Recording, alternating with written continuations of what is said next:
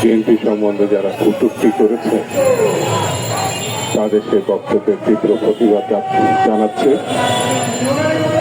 এবং হুঁশিয়ারি করছে। এমন কোনো বক্তব্য দেওয়া ঠিক হবে না যা বাংলাদেশের অস্থিরতাকে আরো বেশি উস্কিয়ে দেয়।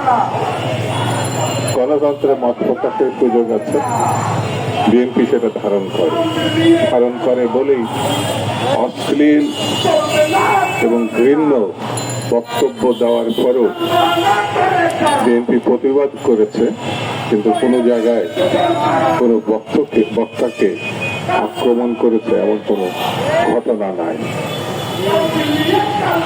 বিএনপির নেতাকর্মীরা অত্যন্ত ধৈর্যশীল।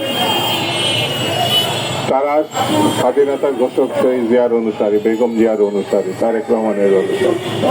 তারা গণতন্ত্রের অনুসারী। স্বাধীনতা এবং গণতন্ত্র যারা বিশ্বাস করে তারা ধৈর্যশীল। এখনো বিএনপির নেতাকর্মীরা ধৈর্যের সঙ্গে অবস্থান করছে।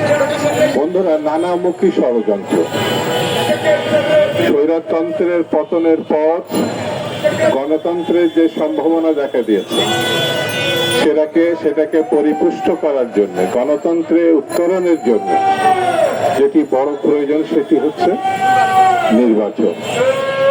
সেই নির্বাচন বিলম্বিত হওয়ার অর্থই হচ্ছে সময়কে অনিশ্চয়তার দিকে ঠেলে দেওয়া। ডক্টর ইউনূসকে সমর্থন দিয়েছে বিএনপি, সকল রাজনৈতিক দল সমর্থন দিয়েছে। গণতন্ত্র উত্তরণের জন্য নির্বাচনের প্রশ্ন, গণতন্ত্রের প্রশ্ন।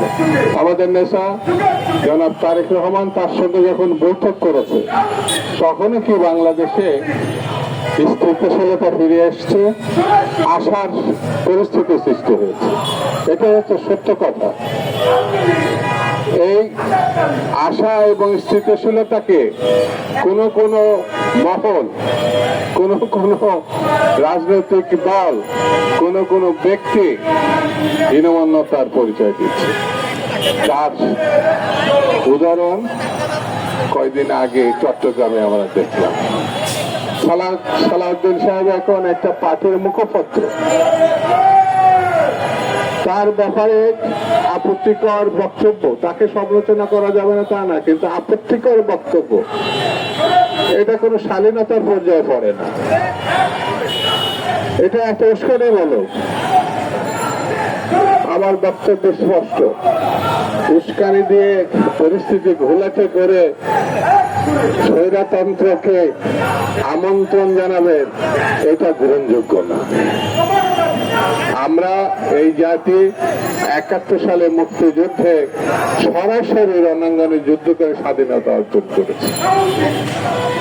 ৭১ নিয়ে কোনো আপোষ নাই, গণতন্ত্র স্বাধীনতা নিয়ে কোনো আপোষ নাই।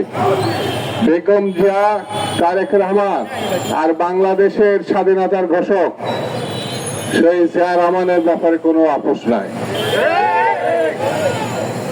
এইগুলোর ব্যাপারে যত উস্কানি দেন না কেন, আমরা তার প্রতিশোধ নেব আগামী নির্বাচনে। আমরা নির্বাচনের মধ্য দিয়ে প্রমাণ করব বাংলাদেশের জনগণ বিএনপির সঙ্গে আছে, বাংলাদেশের জনগণ শহীদ জিয়া, বেগম জিয়া, তারেক রহমানের সঙ্গে আছে। এবং সেই নির্বাচন আপনারা ঠেকানোর যত চেষ্টাই করেন না কেন, ফেব্রুয়ারির মধ্যেই জাতীয় সংসদের নির্বাচন হবে।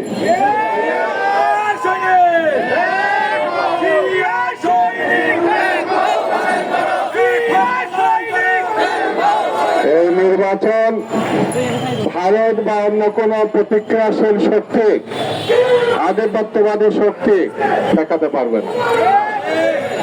বিএনপি সহ সকল রাজনৈতিক দলকে আমি আহ্বান জানাবো,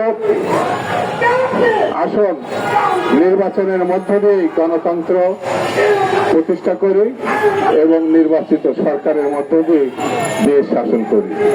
এই প্রশ্নে আসুন আমরা ঐক্যবদ্ধভাবে সামনের দিকে এগিয়ে